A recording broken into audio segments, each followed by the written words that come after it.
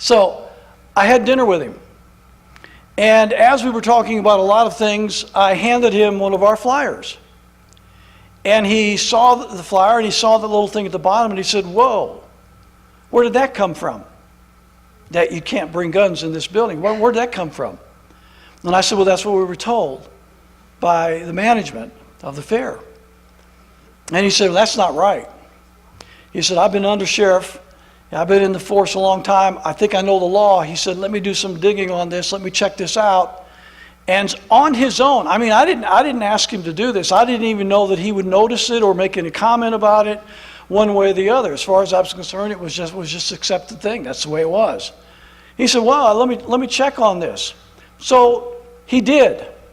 And he went to the sheriff, and he went to KPD, and he went to the county attorney's office. And lo and behold, all three of those agencies of government in this county agree. And I talked to these two police officers back here just a moment ago when they first came in, and they said that they agree that this building is not off limits to firearms, and we are free to bring our firearms in this building.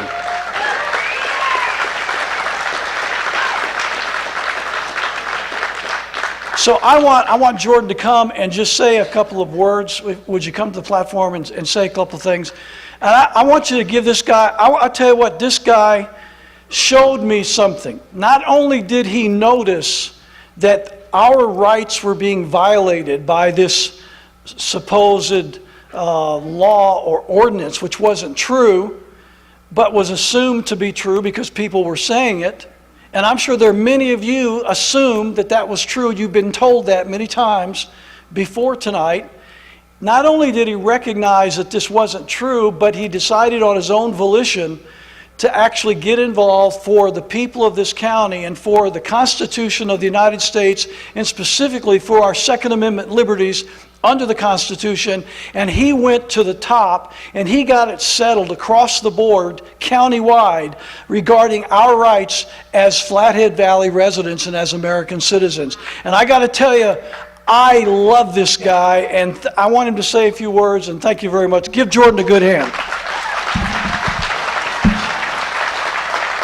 Thank you all. I certainly didn't plan for this, and I'm just a lot humbled to even be recognized. I'd like to say all that my involvement in this whole thing was what anybody in the same situation would do.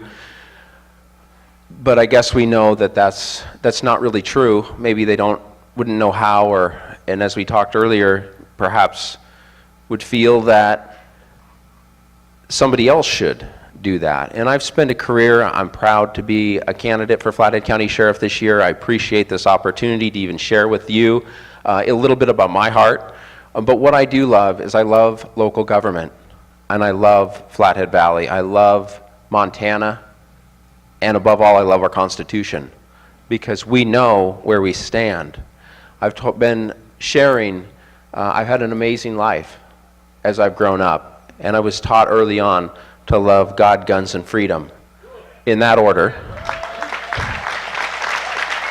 But what I've learned as I've campaigned and I've shared with people, my initial vision for my campaign and my contract with you should I be elected is connecting the needs of the people with the heart of the community. And it sounds like a little cliche until you realize that you are the hearts of the community.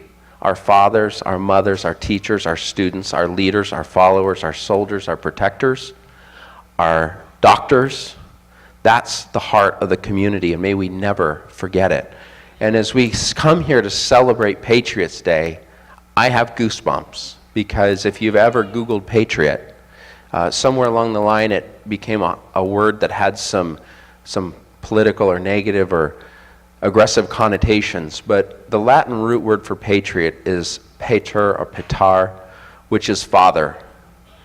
And I think any one of us can recognize, if not in our own fathers, which I can for myself, but in a father that you know what you would do for your children, what you would do for your family, and what you would do for your country. When I think of what my father and the fathers in my life would do for me, for you, for our country, for our freedom, for our community, and have done, I am proud to be a patriot. I'm proud to be here today. I appreciate the opportunity. I still hold to believe that us working together is what makes local government work. I say two things matter: experience and results. When I say experience, yes, I've had an amazing career up to and including the position of undersheriff. I have not waited for permission to make differences in our community anywhere that I saw an opportunity, and I'm proud of that.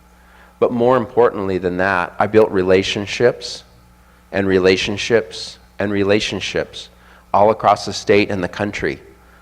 That's what makes things happen, is our relationships with one another, our connection and our respect, and the ability to reach out and touch each other in a meaningful way. And when you say, I need help, people listen.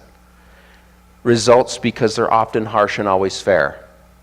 Tonight's result makes people feel good, makes us feel free, makes us feel heard, and I'm proud of that.